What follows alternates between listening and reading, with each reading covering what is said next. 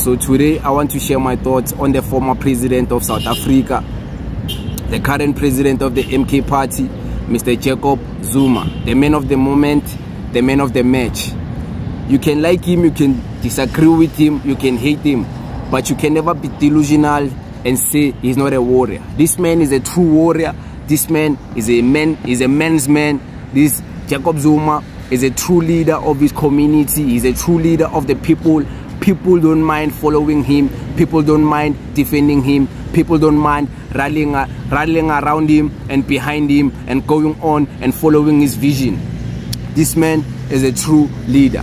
He's not scared to stand up for his community. He's not scared to speak his mind. He's not scared to speak his truth. He's not scared to express himself the way he wants, whether in his home language. Yeah, I criticize him always speaking his home language as a president because he's not inclusive to the whole country. But I respect him for standing up for his culture, standing up for his homelands, standing up for the Zulu nation and representing the Zulu nation and speaking the Zulu language. I respect him for that. Even though I might criticize him, it doesn't mean I don't respect him. You know, I might criticize that he's not being inclusive to everyone, but I respect that he stands up for himself, his culture and his people and his traditions.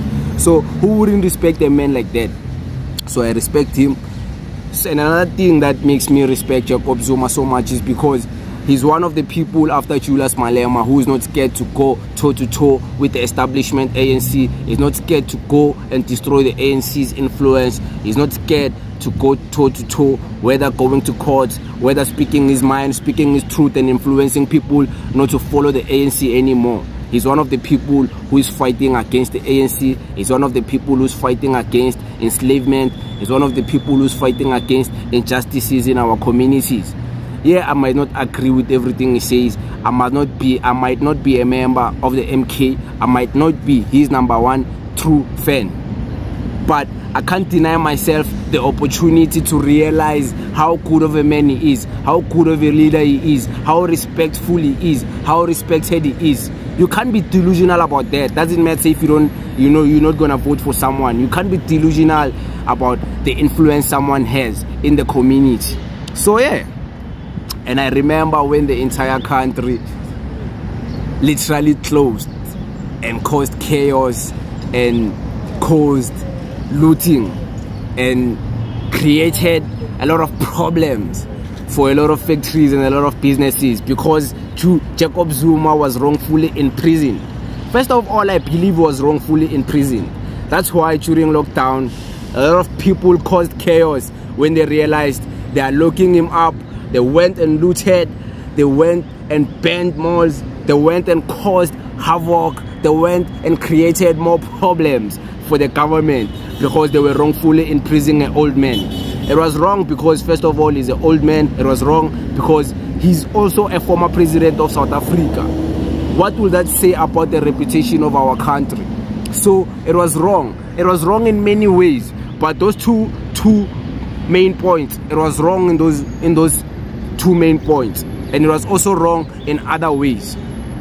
So yeah, I know there's scandals of corruption around his name and his brand. I get that, I understand that there's allegations of corruption. It's fine, we can focus on that on another conversation, but you can't deny a man respect because there's allegations of him being corrupt.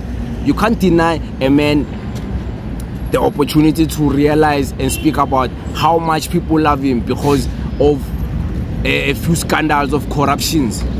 No, you can't. So even though I won't be voting for the MK, I still recognize that Jacob Zuma is a true leader.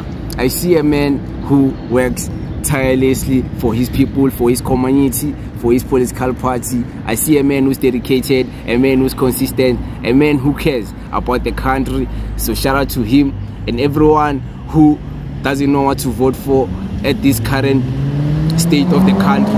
Everyone who is not gonna vote for the EFF, I encourage you to vote for the MK. These are the only two parties that can influence the taking down of MK, the taking down of ANC out of power. Only the MK and the EFF will take down the ANC. These other political parties don't matter. So if you're not gonna vote for the EFF, vote for the MK. I won't be voting for the MK, so I think it's clear by now what I'm going to be voting for.